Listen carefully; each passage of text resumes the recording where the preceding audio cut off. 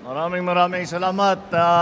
Magandang maga po sa inyong lahat. At babatiin ko lang ang ating butihing Mayor, Mayor Isko, at ang ating Vice Mayor, ating Congressman, lahat ng mga konsyal, lahat ng mga barangay chairman, at lalong-lalo na ang ating mga presidential scholar na nandito ngayon lahat.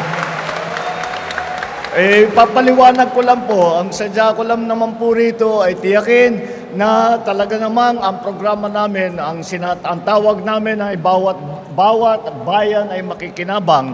Ito po ay tulong at para nakipag-ugnayan po tayo sa local government. Kaya ang mga pondo na nasa national government ay binabana po namin ang local government na po ang humahawak para mapabilis. Ganito pong nangyari dyan. Alam nyo po, meron kasing pondo dati pa na tinatawag na LGSF, Local Government Support Fund. Yun po ay para talaga sa local government yun. Ngunit sa nakaraang ilang taon ay hindi po masyadong nagagamit para sa local government. Kaya sabi ko dapat panahon na talaga na dapat magamit na natin para bigay natin sa local government para naman merong gagamitin na pondo ang local government. Diyan po nabuhay yung nabanggit po ni Mayor Isko. Yan po ang programa na nagbibigay ng bigas para sa ating mga kababayan na nangangailangan ng tulong at hindi nakakatiyak sa kanilang pagkakain. At kung minsan yung iba po sa atin, kawawa naman, isang beses lang kumain sa isang araw. Kung minsan, isang beses lamang sa 2 araw. Kaya sabi ko, ang maaari natin gawin para tiyakin na kahit papano, meron silang mailagay sa kanilang pagkainan, ay ibaba na lang natin ang pondong yan. At dahil alam niyo naman po, pagka national government ang gumagawa lahat ng programa, medyo natatagalan. Dahil bababa pa ang mga opisyal, pupunta pa sa isang lugar, magtatanong, magse-survey, sino ba rito ang dapat matulungan, napakatagal po nan. Ay alam niyo po, sanay ako sa local government dahil nagobernador ako ng Ilocos Norte ng 9 years. Kaya sabi ko, bakit pa natin pinapahirapan ang sarili natin? Andyan na ang local government. Nandyan na sila. Gamitin natin sila. Makipag-ugnayan tayo mabuti sa local government upang mapabilis. Kaya ang ginawa po namin, binabana po namin yung pondo. Bahala na ang local government. Mabilis ang pag-distribute. Mabilis ang pagpaabot ng tulong sa ating mga nangangailangang kababayan. Yan po yung LGSF. Ito naman po ay kasama po doon sa programa. Iba namang pondo ang ginamit dito. Tinatawag Socio-Civic Development Program. Ito po ay ang aming ginawa ay may pondo po ang ang national government. Alam ko naman na pagdating ng panahon ay yung ating mga barangay, pagdating ng panahon na nangangailangan sila ng pondo, kung minsan talagang napakakulang ang pondo. Kaya sabi ko, dapat tulungan natin ang ating mga barangay dahil kung minsan yung pondo hindi na bumababa sa kanila dahil kung saan nagagamit. Dahil siyempre maraming pangangailangan. Kaya ginawa po natin, bawat barangay po ay binigyan natin ng 200,000 piso. Every barangay sa buong Pilipinas. Ang hiniling lang namin sa ating mga barangay official ay yung sa 200,000 yun, yung 100,000 ay gamitin para sa scholarship. Ito po, ay nakita ninyo, namigay po tayo ng mga cheque para sa mga scholar natin. Tawag ngayon sa kanila, mga presidential scholar ngayon kayo. Kaya kailangan pagbutihan ninyo ang pag-aaral ninyo para deserving naman kayo doon sa bago ninyong titulo. At sabi namin, mamili kayo sa bawat barangay, mamili kayo ng 5 na estudyante na bibigyan natin ng tulong. Ang piliin ninyo yung mga magtatapos na. Pero baka hindi makapagtapos dahil kulang sa pambayad, kailangan magtrabaho, kung ano man ang dahilan. Itong tulong na ito ay bibigay natin para naman matiyak na sila ay makapagtapos. Kaya, yung 100,000, hinati sa 5, dahil mamimili ng tigli-5 scholar ang bawat barangay. Bawat scholar ay tumanggap ngayon ng 20,000, 20,000 bawat isa para sila ay may gagamitin para sa pag-aaral nila. Ang aking ang sinasabi sa ating mga presidential scholar ay sana mapakinabangan ninyo ng mabuti itong pondong ito, itong 20,000 na ito, at pagbutihan ninyo yung pag-aaral ninyo. At napakahalaga para sa administrasyong ito ang magandang edukasyon para sa ating mga kabataan. Dahil po, alam naman po natin na pagka nakapagtapos, may hawak na diploma, may hawak na certificate, ang isang tao, ay mas maganda ang kanyang kinabukasan. Mas maraming magagawa, mas madaling makahanap ng trabaho, mas maganda ang kinabukasan ng hindi lamang ng estudyante na nag-graduate, kung hindi pati na yung pamilya nila, pati na yung komunidad nila, yung barangay nila, yung lungsod nila, at yung buong Pilipinas. Ito po ay ginawa natin hindi lamang po dito sa Maynila. Ginawa po natin ito sa buong Pilipinas. Kaya ang mahalaga rito, sa buong Pilipinas, mahigit kumulang 42,000 ang barangay. So sa 42,000 times 5, labis na, higit pa sa 200,000 ang magiging presidential scholar.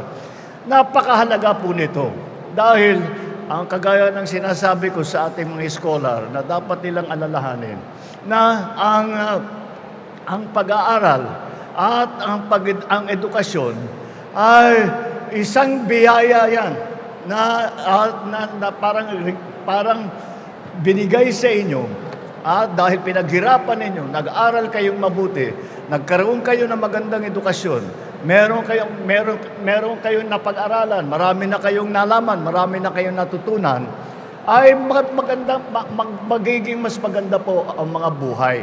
At yung yaman na yan, yung yaman na binigay sa inyo ng edukasyon, ito po ay yaman na hindi na maaring makuha sa inyo. Nasa sa inyo na yan habang buhay. Araw-araw mararamdaman ninyo kung bakit maganda na magkaroon ng magandang training, magandang edukasyon, dahil po ito ay tutulong nga sa inyong pagpaganda ng inyong buhay. At ito pong yaman na ito, hindi na maaring buwagin, hindi malulusaw yan, hindi na mawawala yan, hindi pwedeng nakawin, hindi pwedeng agawin sa inyo yan. Kaya ito ay napakahalaga para sa amin. Bakit magiging mahalaga para sa isang bansa ang maraming nagtapos na mga kabataan? Dahil po, ang katotohanan talaga ay kami naman ay wala naman pong forever na nandito na lang kami habang buhay sa darating na panahon. Darating ang araw na kami na mga liderato ngayon, matatapos na ang aming mga termino, matatanda na kami, magre-retire na kami. Kayo naman ang titignan ng ating bansa na mamuno. Kayo naman ang magiging leader. Kayo na ang gagawa ng mga mabibigat na desisyon. Kaya kailangan ay handa kayo at alam na ninyo ang gagawin. At kayo ay subok na, marami na po kayong napag-aralan at sa ganung paraan, pagagandahin ninyo ang inyong sariling buhay, pagagandahin ninyo ang buhay ng inyong pamilya, pagagandahin ninyo ang inyong komunidad at sa ganung paraan. Kapag naparami po natin itong ating mga scholar, mapapaganda rin ang buong Pilipinas. Kaya po, napakahalaga po nito.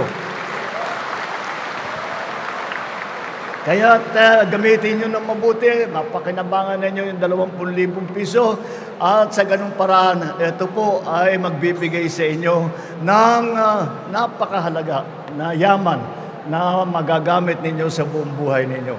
Ito po ay ang tulong at alam nyo po, dahil nga sa pinanggalingan kong local government, ay sinasabi ko, dapat mas magandang ugnayan ng national government at saka ng local government. Sabi ko, nasasayang, ang maraming mga magagaling sa local government. Dapat isama natin sa lahat ng programang ginagawa natin. Kaya po nabuhay yung pong LGSF na sinasabi ko, na nagbigay ng bigas, at itong mga scholarship. Sa mga barangay chairman naman, 200,000 ang binigay namin sa mga chairman, 100,000 ay para sa scholar, yung 100,000 na natira, nasa sa inyo na yun. Dahil alam ko naman na sa barangay, ang talagang nakakaalam sa mga pangangailangan sa barangay ay yung chairman. Kaya pinagbigyan natin, magbigyan naman natin sila ng konting magamit na pondo para yung mga inisyatibo na nais nilang ilunsad ay makikita natin silang magde-decide, sila ang may kinalaman doon sa kanilang lugar. Kaya yung 100,000 gagamitin ng ating mga barangay official, silang mamimili kung saan ilalagay. Yung ibang lugar, yung ibang barangay, bumili ng bigas para dagdagan yung binibigay ng national at saka local government. Yung iba, nagdagdag ng scholarship. Yung iba, nagkaroon ng proyekto. May barangay, bumili ng motorsiklo. Para yung mga barangay tanod, meron silang gagamitin para paikot-ikot. Yan po, kaya binigay na namin, sabi namin, may initiative naman ng mga barangay chairman. Pabayaan natin sila mag-decide kung ano yung dapat gawin sa kanilang barangay. At mabuti naman po sa kasalukuyan ay dahil po nababahala kami, meron po tayong mga statistiko nalalaman, yung EDCOM, yung Commission on Education, yung pangalawa, noong 2025, halos 29% ng college student nag-drop out noong 2025. Napakasayang.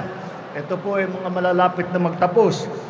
Kaya sa ngayon, sa halos 15,000 na po na barangay ang nabigyan ng suporta nitong programa na ito. Dito naman sa Maynila, mahigit 4,000, 4,000 ang magiging presidential scholar dito. At ito ay malaking bagay upang makatulong sa inyong edukasyon. At yan po ang aming magiging programa at tinitiyak po natin na ito ay mabilis bumaba at diretso po sa taong bayan. At hindi dumadaan-daan kung saan-saan pa at sa inyo tuloy-tuloy galing sa national government, mag-distribute ang local government, mabilis ang pagtanggap ng ating mga mamamayan. Kaya yan po ang ating programang bawat bayan ay makikinabang. Idagdagan na rin natin ng bawat barangay ay makikinabang. Yan po ang ating programa. Nakakatiyak